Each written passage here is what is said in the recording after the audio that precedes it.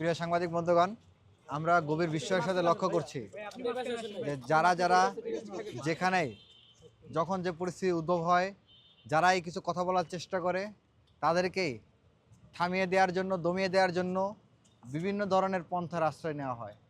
এই পন্থাগুলোর মধ্যে কখনো হত্যার হুমকি, কখনো গুজব ছড়িয়ে বিতর্কিত করা বা অন্য কোনো উপায়, এই উপায়গুলো অবলম্বন করা হয়। তো এই ধরনের ঘটনাগুলোর সাথে আমরা নিত্য নৈমিত্তিকভাবেই পরিচিত। যেহেতু আমরা অ্যাক্টিভিজম করি, আমরা এটা মাথায় মেনে নিয়েই আসছি যে আমাদেরকে আজ হোক কাল হোক একদিন হয়তো মারা যেতে হবে, অথবা আঘাত পেতে হবে, অথবা শহীদ হতে হবে। এই চিন্তা করেই, এই জিনিসটা মেনে নিয়েই আমরা অ্যাক্টিভিজমে এসেছি এবং সাধারণ মানুষের পক্ষে কথাগুলো বলার চেষ্টা করি। আমরা আমাদের জীবনকে হাতের মুঠো নিয়েই খুনি হাসিনার বিরুদ্ধে আমরা রাজপথে দাঁড়িয়েছিলাম। আমরা আমাদের জীবনকে হাতের মুঠোয় পুরেই এখনও যারা চাঁদাবাজি করে, যারা সন্ত্রাসী করে, যারা মাফিয়াতন্ত্র কায়েম করার চেষ্টা করে, তাদের বিরুদ্ধে কথা বলে যাচ্ছি। সুতরাং জীবনকে নিয়ে আমরা বিন্দুমাত্র বিচলিত নই এবং মৃত্যুকে নিয়ে আমরা বিন্দুমাত্র বিচলিত নই।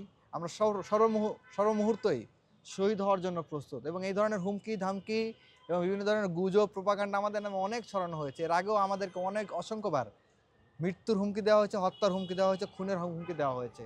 এবং এর আগে অসংখ্যবার আমাদেরকে মেরে ফেলে আমাদেরকে ঝুলিয়ে রাখা হবে, এই করা হবে, সেই করা হবে, অনেক কিছু বলা হয়েছে। তো সেগুলো নিয়ে আমরা কখনোই এত পাত্তা দেয়নি বা এত গুরুত্বপূর্ণ মনে করে নেই। এবং কখনোই আপনারা সাংবাদিক বন্ধুগণ, আপনারা আমাদেরকে চিনেন দীর্ঘদিন ধরে এবং আমাদেরকে বিভিন্ন সময় আপনারা আমাদেরকে পেয়েছেন এবং আমরাও আপনাদের কাছে পেয়েছি। আপনারা আমাদের মুখ থেকে এর আগে কখনো এই ধরনের জিডি করতে এসেছি কোনো হত্যার হুমকির পরিপ্রেক্ষিতে এই ধরনের ঘটনা আমার ধারণা আপনারা দেখেন নাই, কারণ আমরা এই বিষয়গুলোকে পাত্তা দেয়নি বা গুরুত্ব দেয়নি। কিন্তু গতকাল নির্বাচন শেষ হয়েছে মাত্র, ফলাফল আসতে শুরু করেছে বা এসে গিয়েছে ইতিমধ্যেই। এইরকম একটা মুহূর্তে গভীর রাতে, রাত 1টা 38-এর দিকে, আপনারা জানেন তখন প্রথম সারির গণমাধ্যমগুলো ইতিমধ্যেই নিউজ করে ফেলেছে যে একটি নির্দিষ্ট রাজনৈতিক দল 200+ মার্জিন নিয়ে, আসনের মার্জিন নিয়ে ক্ষমতা আসতে যাচ্ছে। এইরকম একটা মুহূর্তে যখন আমাদেরকে হত্যার হুমকি দেওয়া হয় এবং হত্যার হুমকি দেওয়ার ক্ষেত্রে এই যিনি প্রধানমন্ত্রী হবেন তার নাম ব্যবহার করা হয়, সেটা আমাদের জন্য অ্যালার্মিং এবং প্যাথেটিক। তো সে কারণে আমরা বাধ্য হয়েই আমরা আজকের এই জিডিটি করেছি। আমরা জানি না কতটুকু কী করতে পারবে। আপনারা জানেন শরীফ ওসমান হাদি ভাইয়ের প্রতি ওই ধরনের হত্যার হুমকি দেওয়া হয়েছিল। তাকেও মেরে ফেলার জন্য বারংবার হত্যার হুমকি দেওয়া হয়েছিল, বিদেশি নাম্বার থেকে, দেশি নাম্বার থেকে, বিভিন্নভাবে। এবং কি প্রকাশ্য ঘোষণা দেওয়া হত্যার হুমকি দেওয়া হয়েছিল। এবং তাদের বিরুদ্ধে শরীফ ওসমান হাদি ভাই থানায় জিডি পর্যন্ত করেছিলেন, কিন্তু কোনো পদক্ষেপ গ্রহণ করা হয় নাই। আমরা জানি না আমরা যে আজকে জিডিটি করলাম, সেই জিডিটির কতটুকু পদক্ষেপ গ্রহণ করা হবে সেটিও আমরা অবগত নই, সেটিও আমরা পরিষ্কার নই। আমরা জানি না যে আদৌ কোনো পদক্ষেপ গ্রহণ করা হবে কি না। তো সেটি নিয়ে আমরা বিন্দুমাত্র বিচলিত নই। আমাদের যে দেশের আইনের প্রতি, বিদ্যমান আইনের প্রতি, পুলিশ প্রশাসনের প্রতি যে আমরা আস্থা যে রাখতে চাই, সেটা নজির স্থাপন করার জন্যই মূলত আমরা এখানে আজকে এই আনুষ্ঠানিক অভিযোগটি দায়ের করলাম। বাদবাকিটা দেশের জনগণের হাতে এবং আইন প্রশাসনের হাতে। আমরা অলওয়েজ ওপেন ফর কিল, আমাদের কোনো ভয় নাই। আমরা যেভাবে হাসিনার বিরুদ্ধে, হাসিনার জুলুমশাহীর বিরুদ্ধে, ফেসিবাদের বিরুদ্ধে কথা বলে গিয়েছি, ঠিক একইভাবে আমরা ইন্টারিম গভর্নমেন্টের বিভিন্ন অনিয়ম এবং বিভিন্ন অপকর্মের বিরুদ্ধে আমরা কথা বলেছি। একইভাবে যে দল ক্ষমতাসীন এসেছে বা যারা বিরোধী দল হয়েছে, প্রত্যেকের বিরুদ্ধেই, প্রত্যেকের যার যখন অপকর্ম মনে হয়েছে, অন্যায় করেছেন, আমরা ধরাই দেওয়ার চেষ্টা করেছি, তার প্রতিবাদ জানানোর চেষ্টা করেছি। এবং এটি আমাদের আজন্ম লড়াই। আমরা এই লড়াই আজন্ম চালিয়ে যাব।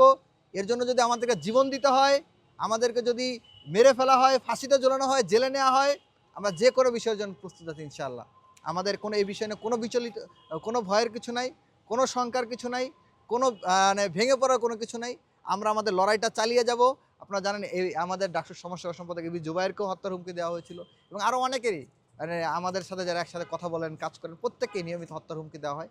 আমরা এগুলো নিয়ে মোটেও বিচলিত নই, বিন্দুমাত্র বিচলিত নই। আমরা আমাদের লড়াই চালিয়ে যাব এবং আমরা যদি মারা যাই, আমরা যদি শহীদ হই এবং আমাদের যে কবর হবে, সেই কবরে যে ফুল গাছ জন্মাবে, সেই ফুল থেকে যে সুবাস বের হবে, সেই সুবাস, সেই কবর যারা জিয়ারত করতে আসবে, সেই ফুলের সুবাস পেয়ে সেই জিয়ারতকারীরাও আমাদের মতো একই ভাষায়, একইভাবে সকল জুলুমতন্ত্রের বিরুদ্ধে, জুলুমশাহীর বিরুদ্ধে, মাফিয়াতন্ত্রের বিরুদ্ধে, চাঁদাবাজির বিরুদ্ধে, গুন্ডাতন্ত্রের বিরুদ্ধে, ফেসিবাদের বিরুদ্ধে, স্বৈরতন্ত্রের বিরুদ্ধে তারা কথা বলা অব্যাহত রাখবে। এবং আমাদের এই লড়াই প্রজন্ম থেকে প্রজন্মতরে চলে যাবে এবং আমাদের অসংখ্য সাথীকে আমরা শরীফ ওসমান হাদি ভাইয়ের মতো এই ভূপৃষ্ঠের কন্দরে কন্দরে রেখে এসেছি এবং আমিও এরকম একটি কন্দরে চলে যেতে আমার কোনো দ্বিধা নেই। আমরা আজন্ম সত্যের পক্ষে লড়াই চালিয়ে যাব এবং আমাদের এই সংগ্রাম জারি থাকবে ইনশাল্লাহ। তবে আমরা এতটুকু অন্ততপক্ষে আহ্বান জানাতে চাই, আমরা দেখতে পেয়েছি যে শরীফ ওসমান হাদী ভাইকে খুন করা হয়েছে, অথচ এখন পর্যন্ত সেই খুনিদের বিচারের ব্যাপারে কোনো পদক্ষেপ ইন্টারিম গভর্নমেন্ট দৃষ্টান্তমূলক কোনো পদক্ষেপ গ্রহণ করা হয় নাই বা করে নাই। আমরা আশা রাখতে চাই অন্ততপক্ষে আমরা যদি শহীদ হয়ে যাই, অন্ততপক্ষে আমাদেরকে যারা খুন করবে সেই খুনের বিচারটা যাতে অন্ততপক্ষে হয়, এবং যারা হত্যার হুমকি দিয়েছে তাদেরকে যাতে বিচারটা অন্ততপক্ষে করা হয়। এতটুকু ইনসিউরিটি আমরা চাই। আমরা জানি না এই ইনসিউরিটি করার, এটা নিশ্চিত করার সক্ষমতা আইন প্রশাসনের বা পুলিশ প্রশাসনের কতটুকু আছে আমরা জানি না। তবে যদি তাদের সদিচ্ছা থাকে আমাদের বিশ্বাস তারা পারবেন। কিন্তু তারপর আমরা এই আশাটা রেখে যেতে চাই, আমরা আশা রাখবো যে আমাদের এই লড়াই যুগ যুগান্তরে প্রজন্ম থেকে প্রজন্ম অব্যাহত থাকবে ইনশাআল্লাহ।